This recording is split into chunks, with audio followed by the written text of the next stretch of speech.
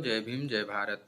मैं आपका दोस्त शिवजी गौतम और आप देख रहे हैं बहुजन तक। दोस्तों, बहुजन तक की सारी खबर सबसे पहले प्राप्त करने के लिए हमारे चैनल को सब्सक्राइब जरूर करके बेल आइकन को प्रेस करें। साथ ही साथ हमारे चैनल से लगातार बने रहें। आज हम जानेंगे कि हमारा संविधान कैसे बना। इसके विषय में कहा गया है कि एक लंबे संघर्ष के बाद 14 से 15 अगस्त 1947 की अर्धरात्रि में भारत विदेशी शासन से मुक्त हुआ। स्वाधीनता का अरुणोदय हुआ। कैबिनेट मिशन योजना के अंतर्गत एक संविधान सभा का गठन पहले ही किया जा चुका था। सभा की पहली बैठक 9 दिसंबर 1946 को हो गई थी। मुस्लिम लीग ने संविधान सभा में भाग नहीं लिया था। स्वाधीनता के साथ भारत का बंटवारा हुआ और एक पृथक राज्य के रूप में पाकिस्तान का जन्म हुआ। संविधान सभा के सदस्यों का निर्वाचन सार्वभौम मताधिकार के अनुसार सीधे आम जनता द्वारा नहीं हुआ था। उन्हें प्रांतीय विधानसभाओं ने चुना था। प्रांतीय विधानसभाओं का अपना चुनाव भी संपत्ति आदि के आधार पर अत्यंत सीमित केवल 11% लोगों को प्राप्त मताधिकार से हुआ था। किंतु यह भी सत्य है कि अगर सार्वभौम वयस्क मताधिकार के आधार पर सीधे चुनाव हुए होते तो भी परिणाम अधिक भिन्न न होते। यह तब साबित हो गया जब 1951 से 1952 के प्रथम लोकसभा चुनाव में वही कांग्रेस और लगभग वही सब नेतागण चुनकर आए। महात्मा गांधी के नेतृत्व में जिस प्रकार अहिंसात्मक आंदोलन के द्वारा स्वाधीनता प्राप्त हुई थी, उसका संविधान निर्माण की प्रक्रिया और संविधान के स्वरूप पर भारी प्रभाव पड़ा। यह कहना संविधान का निर्माण संविधान सभा ने किया अधिक से अधिक एक अर्ध सत्य ही कहा जा सकता है, क्योंकि संविधान निर्माता कोरे कागज पर नहीं लिख रहे थे। यद्यपि संविधान की उद्देशिका में कहा गया है कि हम भारत के लोग संविधान को अंगीकृत, अधिनियमित और आत्मर्पित करते हैं। सत्य यह है कि भारत के संविधान का क्रमिक विकास हुआ। यह राष्ट्रीय आंदोलन के बीच समय समय पर उठाई गई मांगों और ब्रिटिश शासकों द्वारा रुक रुक कर मंजूर किए गए सांविधानिक सुधारों के द्वारा बनता रहा। संविधान निर्माताओं ने जानबूझकर निर्णय लिया कि वह पहले से विकसित हुई संस्थाओं और उनके अनुभवों को भुलाकर एक नितांत नई शुरुआत नहीं करेंगे, अपितु उनकी नींव पर आगे निर्माण करेंगे। संविधान के द्वारा ब्रिटिश शासन का अंत हुआ, किंतु उनके अंतर्गत जन्मी पनपी संस्थाओं का नहीं। इस प्रकार स्वाधीनता और संविधान के बाद भी भारत अपने औपनिवेशिक अतीत से पूरी तरह अलग नहीं हुआ है। दोस्तों, हम बता दें कि अगर आपने संविधान क्या है वाला वीडियो नहीं देखा है तो हम आई बटन पे लिंक डाल देंगे, उस पे जाके आप वो वीडियो देख सकते हैं। आगे संविधान सभा की प्रथम बैठक के 5वें दिन पंडित नेहरू ने अपना ऐतिहासिक उद्देश्य प्रस्ताव प्रस्तुत किया। सुंदर शब्दों में तैयार किए गए इस उद्देश्य प्रस्ताव के प्रारूप में भारत के भावी प्रभुता संपन्न लोकतांत्रिक गणराज्य की रूपरेखा दी गई थी। इस प्रस्ताव ने संविधान सभा को इसके मार्गदर्शी सिद्धांत तथा दर्शन दिए, जिनके आधार पर इसे संविधान का निर्माण का कार्य करना था। अंततः 22 जनवरी 1947 को संविधान सभा ने इस प्रस्ताव को स्वीकार कर लिया। संविधान सभा ने संविधान रचना की समस्या के विभिन्न पहलुओं से निपटने के लिए अनेक समितियां नियुक्त की। इन समितियों ने बड़े परिश्रम के साथ तथा सुनियोजित ढंग से कार्य किया और अनमोल रिपोर्टें पेश की। भारत के संविधान का पहला प्रारूप संवैधानिक सलाहकार द्वारा संविधान सभा कार्यालय की मंत्रणा शाखा में अक्टूबर 1947 में तैयार किया गया। इस प्रारूप की तैयारी से पहले बहुत सारी आधार सामग्री एकत्र की गई तथा संविधान सभा के सदस्यों को संवैधानिक पूर्व दृष्टांत के नाम से 3 संकलनों के रूप में उपलब्ध कराई गई। इन संकलनों में लगभग 60 देशों के संविधानों से मुख्य अंश उद्धृत किए गए थे। संविधान सभा ने संविधान सभा में किए गए निर्णयों पर अमल करते हुए संवैधानिक सलाहकार द्वारा तैयार किए गए भारत के संविधान के मूल पाठ के प्रारूप की छानबीन करने के लिए 29 अगस्त 1947 को डॉक्टर भीमराव आम्बेडकर के सभापतित्व में प्रारूपण समिति नियुक्त की। प्रारूपण समिति द्वारा तैयार किया गया भारत के संविधान का प्रारूप 21 फरवरी 1948 को संविधान सभा के अध्यक्ष को पेश किया गया। संविधान के प्रारूप में संशोधन के लिए बहुत बड़ी संख्या में टिप्पणियां, आलोचनाएं और सुझाव प्राप्त हुए। प्रारूपण समिति ने इन सभी पर विचार किया। इन सभी पर प्रारूपण समिति की सिफारिशों के साथ विचार करने के लिए एक विशेष समिति का गठन किया। विशेष समिति द्वारा की गई सिफारिशों पर प्रारूपण समिति ने एक बार फिर विचार किया और कतिपय संशोधन समावेश के लिए छांट लिए गए। इस प्रकार के संशोधनों के निरीक्षण की सुविधा के लिए प्रारूपण समिति ने संविधान के प्रारूप को दोबारा छपवाकर जारी करने का निर्णय किया। यह 26 अक्टूबर 1948 को संविधान सभा के अध्यक्ष को पेश किया गया। 4 नवंबर 1948 को संविधान सभा में संविधान के प्रारूप को विचार के लिए पेश करते समय डॉक्टर आम्बेडकर ने प्रारूप की कुछ आम आलोचनाओं का विशेष रूप से इस आलोचना का कि इसमें ऐसी सामग्री बहुत ही कम है जो मूल होने का दावा कर सकती हो, उत्तर दिया। उन्होंने कहा, मैं पूछना चाहूँगा कि क्या विश्व के इतिहास में इस समय बनने वाले किसी संविधान में कोई नई बात कही जा सकती है? सैकड़ों साल बीत गए जब प्रथम लिखित संविधान का प्रारूप तैयार किया गया था। अनेक देशों ने इसका अनुसरण करके अपने संविधान को लिखित रूप में परिवर्तित कर लिया। संविधान का विषय क्षेत्र क्या होना चाहिए?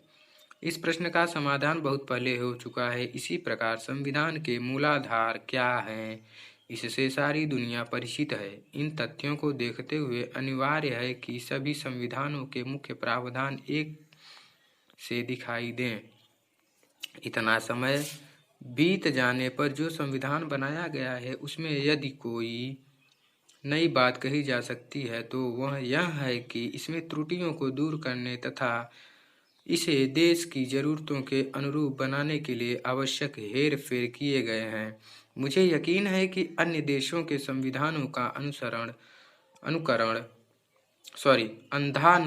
करने का जो आरोप लगाया गया है वह संविधान का पर्याप्त अध्ययन न किए जाने के कारण लगाया गया है।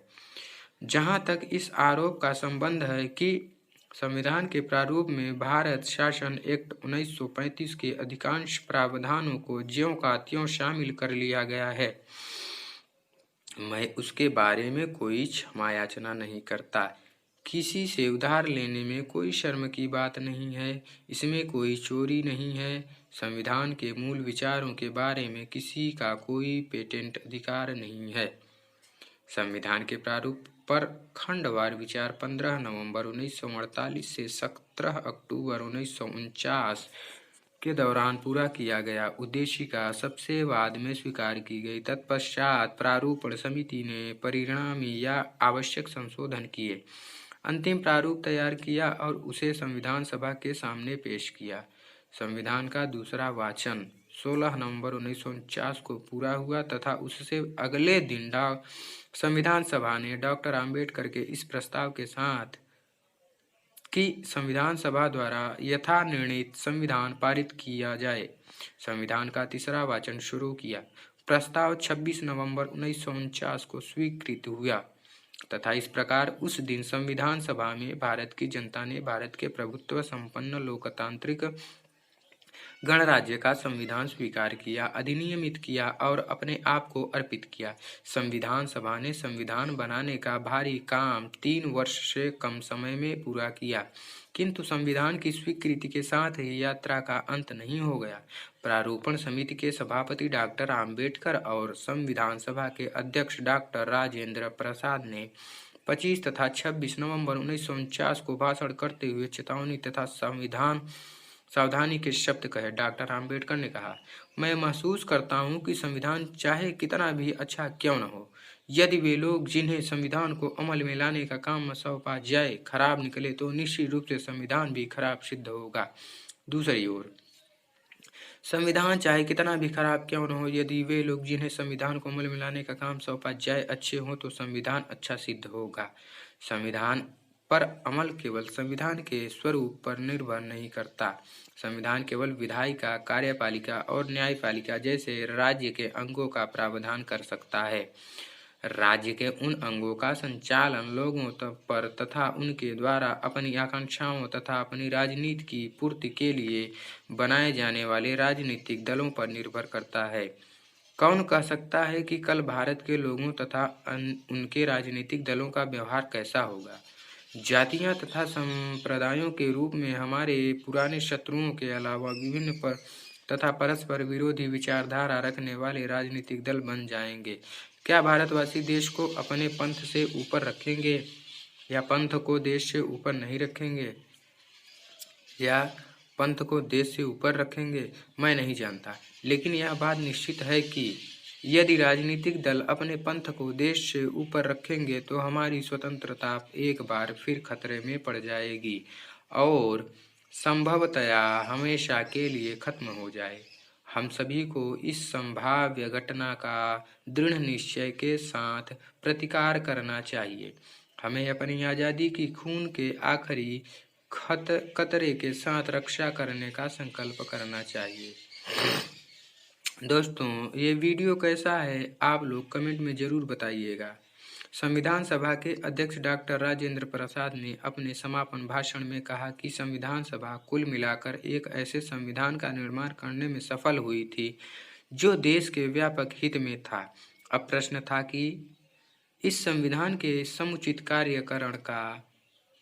संविधान सभा की कार्यवाही समाप्त करते हुए डॉक्टर राजेंद्र प्रसाद ने जिन अंतिम शब्दों को कहना उचित समझा वे देश के पिछले 2 दशकों के इतिहास और आज की परिस्थितियों के संदर्भ में विशेष रूप से स्मरणीय है तथा भारत की संविधान सभा और संविधान निर्माण की कहानी का उपसंहार करने के लिए उनसे अधिक उपयुक्त शब्द मिलना संभवतः असंभव होगा। भारत का संविधान लोकतंत्रात्मक है, किंतु लोकतंत्रात्मक संस्थाओं के सफल कार्यकरण के लिए यह आवश्यक है कि वे जो इसका क्रियान्वयन करें दूसरे के दृष्टिकोण को आदरपूर्वक देखने तथा समझौते और समायोजन के लिए तत्पर हों। बहुत कुछ जो संविधान में लिखा नहीं जा सकता स्वस्थ परंपराएं डालकर अभी समयों के द्वारा किया जाता है। संविधान में कुछ भी प्रावधान हो या न हो, देश का कल्याण इस पर निर्भर करेगा कि उसका शासन कैसा है और शासन निर्भर होगा शासकों पर। कहा जाता है कि किसी देश को वैसी ही सरकार मिलती है जिसका वह अधिकारी है। जिन लोगों को चुना गया, अगर वे योग्य, ईमानदार तथा चरित्र और निष्ठा वाले व्यक्ति हुए तो वे त्रुटिपूर्ण संविधान को भी सर्वोत्तम बना देंगे।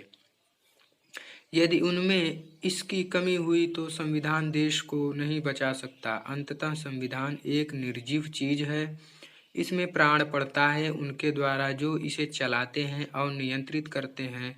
और आज भारत को किसी चीज की इतनी आवश्यकता नहीं है जितनी कि कुछ ईमानदार व्यक्तियों की जो अपने सामने देश का हित रखें। हमारे राष्ट्रीय जीवन के विभिन्न अंगों से विघटनकारी प्रवृत्तियां उठ रही है। हमारे यहाँ कितने सामुदायिक, जातिगत, भाषा संबंधी, प्रांतीय तथा अन्य मतभेद हैं। अतः आवश्यकता ऐसे लोगों की है जो चरित्र के पक्के हों तथा सूक्ष्म दृष्टि रखते हों, जो छोटे छोटे समुदायों और क्षेत्रों के हित के लिए पूरे देश के हितों की बलि न दे और जो विभिन्नताओं से जन्मे पूर्वग्रहों से ऊपर उठ सकें। हम केवल यह आशा ही कर सकते हैं कि देश में ऐसे व्यक्ति प्रचुर संख्या में उभरेंगे जिन्होंने पहले देश की सेवा की है। उन्हें अपनी पुरानी सफलताओं के सहारे अब आराम नहीं करना चाहिए और न यह सोचना चाहिए कि वे अपना काम पूरा कर चुके और अब तो फल भोगने का समय है। किसी भी ऐसे व्यक्ति के लिए जिसकी अपने काम में सच्ची निष्ठा हो, ऐसा आराम का समय कभी आता ही नहीं। भारत में तो जो काम अब हमारे सामने है वह स्वाधीनता संघर्ष से भी अधिक कठिन है। उस समय हमारे सामने विभिन्न भागों में सामंजस्य स्थापित करने की समस्या नहीं थी। बांटने के लिए पद स्थानों के प्रलोभन नहीं थे। साझे के लिए हमारे हाथों में कोई शक्ति और सत्ता नहीं थी। अब हमारे पास यह सब कुछ है और सचमुच प्रलोभन बहुत बड़े हैं। ईश्वर हमें इतनी बुद्धि और बल दे कि हम इन सब प्रलोभनों के ऊपर उठ सके और उस देश की सेवा कर सके जिसे स्वाधीन कराने में हम सफल हुए हैं। संविधान पर संविधान सभा के सदस्यों द्वारा 24 जनवरी 1950 को संविधान सभा के अंतिम रूप से हस्ताक्षर किए गए, किंतु 26 जनवरी 1950 को भारत के संविधान के शुभारंभ के बाद भी इसके वास्तविक अमल, न्यायिक निर्वचन और संवैधानिक संशोधनों के द्वारा इसके निर्माण की प्रक्रिया जारी रही। अच्छे के लिए हो या बुरे के लिए संविधान का विकास जारी रहा। समय समय पर जिस प्रकार और जैसे जैसे लोगों ने संविधान को चलाया वैसे उसे नए अर्थ मिलते गए और यह